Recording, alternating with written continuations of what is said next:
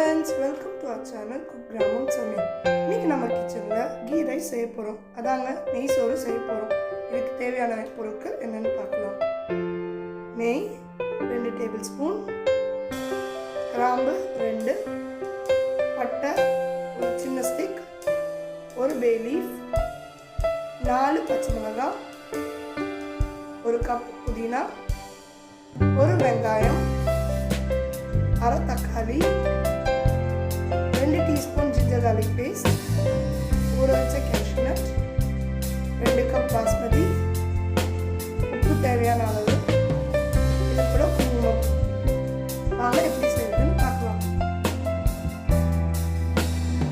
ஒரு பாத்திரம் வச்சுட்டு அதில் 2 டேபிள் ஸ்பூன் நெய் ஆட் பண்ணிக்கிறோம். நெய் சூடானதும் இது கூட ஒரு துண்டு பட்டை, 2 கிராம்பு, ஒரு பிரிஞ்சி இலை ஆட் பண்ணணும்.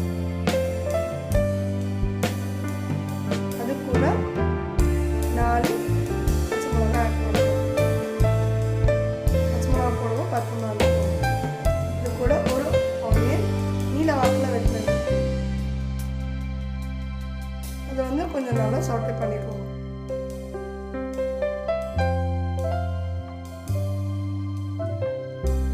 அடுத்து 2 teaspoon ginger garlic paste add பண்ணிக்கோங்க. நல்லா பச்சை வாசனை போகிற வரைக்கும் வதக்கிக்கோங்க. இது கூட அரை தக்காளி போதும்.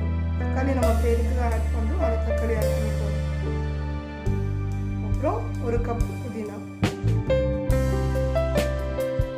இதை சட்டுன்னு செஞ்சிடலாம். எந்த கெஸ்ட் பண்ணாலும் ஈஸியாக செஞ்சு கொடுத்துடலாம். இது கூட நம்ம ஊற வச்ச cashew nut ஆட் பண்ணுறோம். cashew nut ஒரு 5 நிமிஷம் ஊற வச்சு அதை போட்டுக்கோங்க. இது கூட நம்ம ஊற வச்ச அரிசி 2 கப் ஆட் பண்ணிக்கிறோம். ஒரு 20 நிமிஷம் வரைக்கும் ஊற வச்சுக்கோங்க. அது கூட தேவையான அளவு தண்ணி.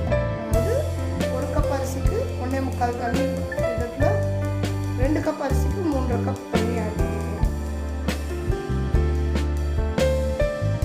உப்பு தேவையான அளவு போட்டு ஒரு தடவை மிக்ஸ் பண்ணிட்டு ஒரு லிட்டு போட்டு 10 நிமிஷம் மூடி வச்சா போதும். அதுக்கு மேலே வேண்டாம்.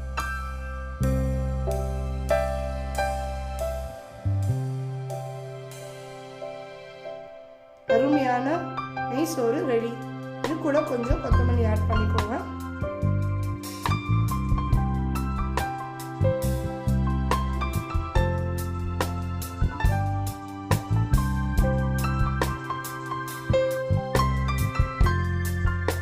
இது கூட கடைசியாக கொஞ்சம் குங்குமப்பூவை பாலில் கலக்கி ஆட் பண்ணிக்குவோம்.